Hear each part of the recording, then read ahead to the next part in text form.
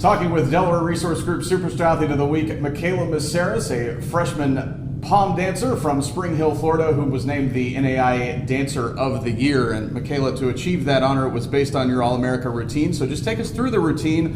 What did you perform in the routine, and how did you evaluate yourself?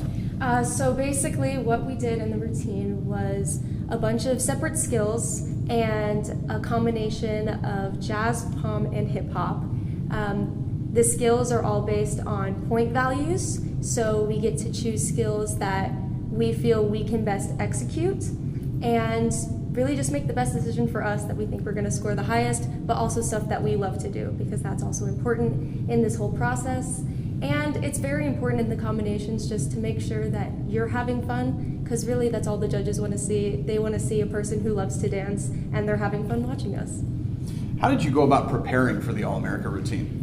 So because I'm a freshman, the preparation process was very blind for me. I went in with no expectation, which I think made it less stressful for me ultimately. I think it helped me just bring myself as a dancer to the table, and it kept it very low stress and just allowed me to dance with no expectation of what the judges were to want.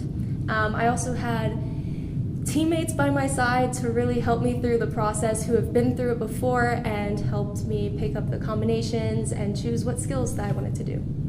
As a team, you guys were rated 7th after the preliminary round, but then moved up to 4th after the final round. What went better for you in the final round, and what marks did the team hit? I think it was just the fight. I think after the first day and preliminary round, I think everybody knew they had to leave it all on the floor, and the only way that we were going to do that was to fight for our spot. And I think that was really refreshing to see from the team and very inspirational for not only me, but the rest of my teammates and the audience watching.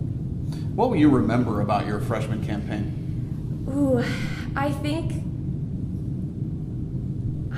I'll remember most the accomplishment that we felt after regionals.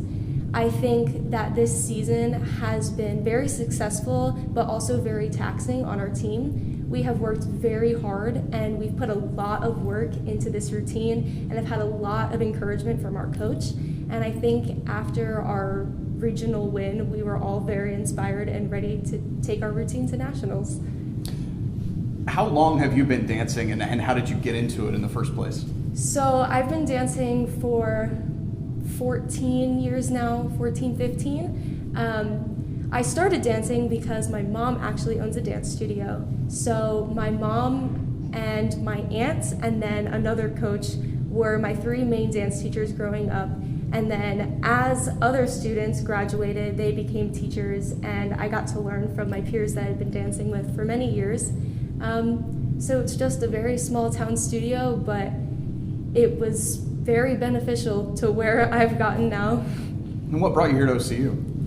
I came to OCU because of the opportunities that OCU gives its students. I think that OCU really wants to see their students succeed in many different areas. So we're allowed to participate in not only our major events or things pertaining to our major, but we're also allowed to participate in sports and allowed to hold leadership roles in other on-campus organizations. And OCU encourages this. And I think that's something that not a lot of schools have to offer. And what's your major? I am an acting major. So what kind of career goals do you have for yourself? And maybe what's a favorite role that you've played before? So this is funny. Two of my major goals are to be in a TV series. That's one of my major acting goals. And then as a dance goal, I would really love to be a Radio City Rockette one day. A lot of my favorite roles in high school or like growing up have been Disney princess roles. So roles like Anna and Belle and Ariel, they've all been very near and dear to my heart, and they're very bubbly, so I love to play them. All right, that's Delaware Resource Group Superstar Athlete of the Week, Makayla Messaris. You can follow the stars on OCUsports.com.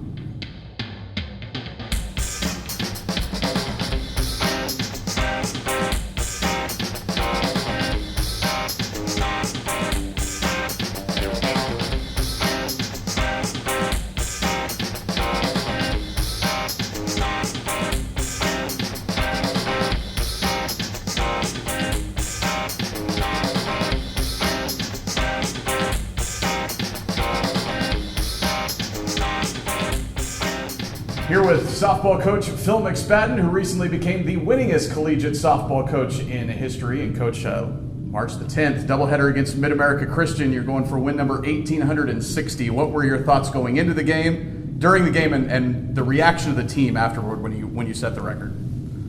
Not trying to sound overly humble, didn't pay any attention, wasn't even aware of that until I walked into the ballpark and just ran into Hub Worrell, prominent booster for us.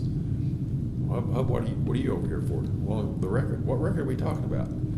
So Rich had told me something in advance, or as SID, and my conversation with Rich earlier was more about, can we just ignore that? Can we just forget? Because he was going through this spiel about, if you do this, you do that, it'll be at this date. And none of that registered. So Hub hadn't told me. But then when you get into competition, you're not thinking about anything other than the win. And so when the second game was over with and they all started running, and once again, not trying to sound over, that's when it dawned on me, okay, you guys think I've accomplished something, which in my opinion, they've accomplished something, because the coaches just lose ball games, they don't win ball games. Who do you consider some of the greatest collegiate softball coaches in history now that your name is on that list? My name is not on that list because I'm not an electronic person. Anybody that knows me knows that I walk into the office and put my phone on the desk and don't check it again till the end of the day. I'm not a computer geek. That sounds like I'm cutting down people that like you on computers. So I don't look at lists. I was talking to Rich, once again, our SID, about evidently you can go on a website and punch in college victories, and I'm not going to be on that list because it's all about NCAA. So I'm not the greatest by any means, and never would be, because I'm not on a list that people would recognize, which is perfectly fine with me. So I don't know what you Google other than maybe winning as coaches, but I don't know who compiled that list. I think I said that right. But evidently I'm not on it, and I'm okay. But in terms of coaches, the guy that I broke the record, I said it again, you guys will get me, that we broke the record, okay, is, in my opinion, the greatest, Mike Candrea out of Arizona. Now, basically because when I got into this, he was the one winning the NCAA championships. It was basically Arizona and UCLA were kind of sharing them every other year, it seemed like. And that's Sharon Backus and Sue Inquist at UCLA. But other ones that have been on that list before that I know of, Margie Wright at Fresno State, Carol Hutchins at Michigan, and that's not fair to the others that I'm leaving off the list, but those are the people I'm sure on career wins list because they've always had high totals. But Candrea was the one that kind of opened up the door for guys, because it was basically a women's sport and women were coaching it, which is totally understandable. And I don't know the story necessarily, even though I know Mike, of how he got hired at Arizona. I know his start was at a junior college where he played baseball, and somehow he morphed into coaching softball, and then he was successful there, and they hired him at U of A.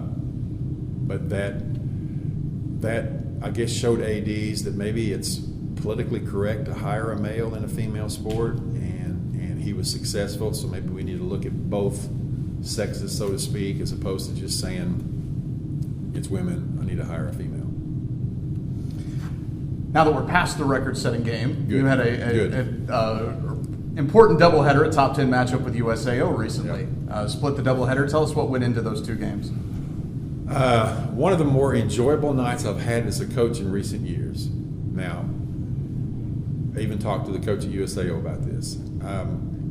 Through the years, we've had different threats to us being conference champs, and I mean I could name the teams, and some of them have morphed on to Division II, or they're no longer in the conference anymore. But USAO now is the main threat, and I'm not saying we wouldn't lose to somebody else, because we could, but it seems like we're going to finish 1 and 2, or they're going to finish 1 and we're 2.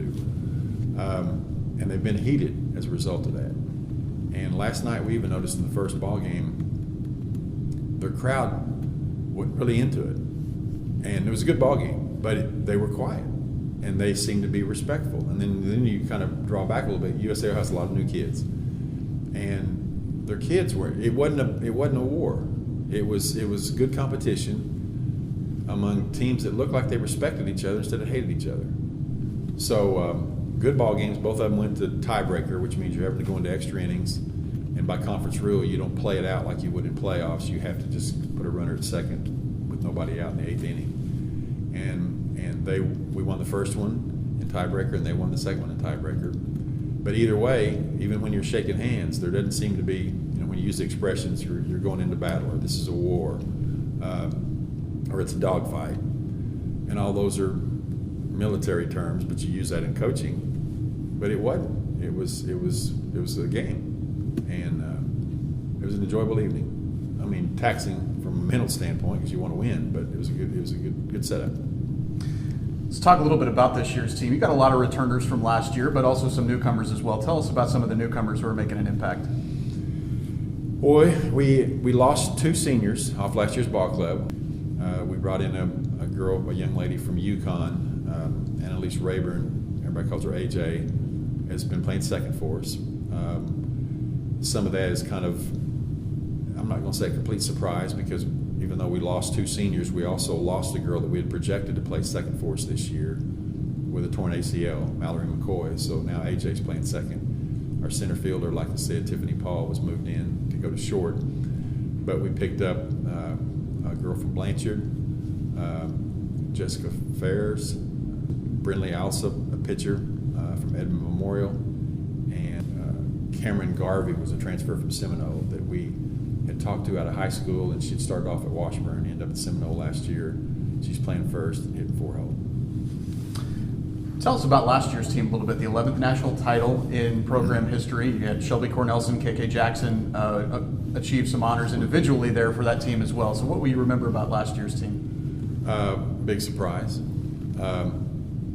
Did not see it coming. I guess we had, by wins and loss standards, a good season, but we didn't really have any significant wins. Now, we still won the conference last year, but I thought we kind of eked into it.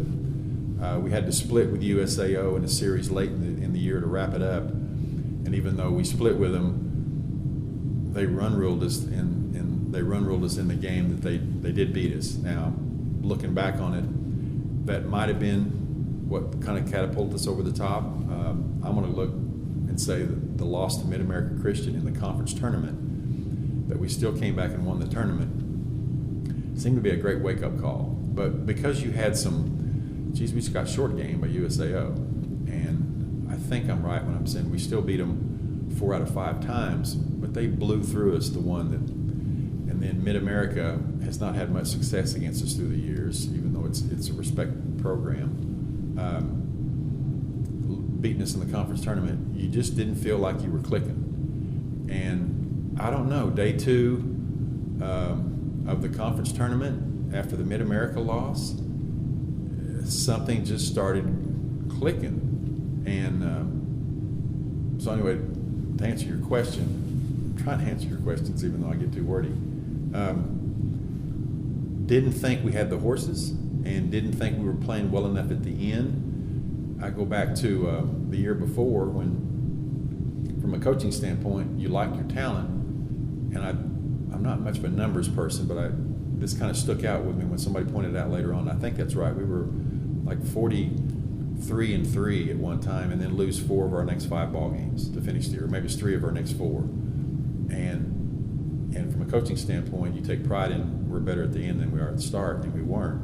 And so we kind of wondered if we're not doing the same thing last year as we did the year before.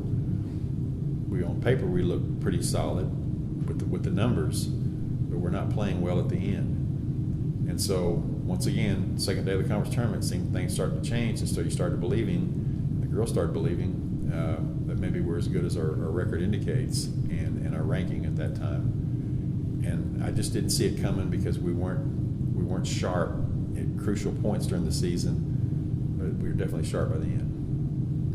Tell us about your longtime assistant, Bobby Bridges, who's now been elevated to associate head coach. What does she bring to the team?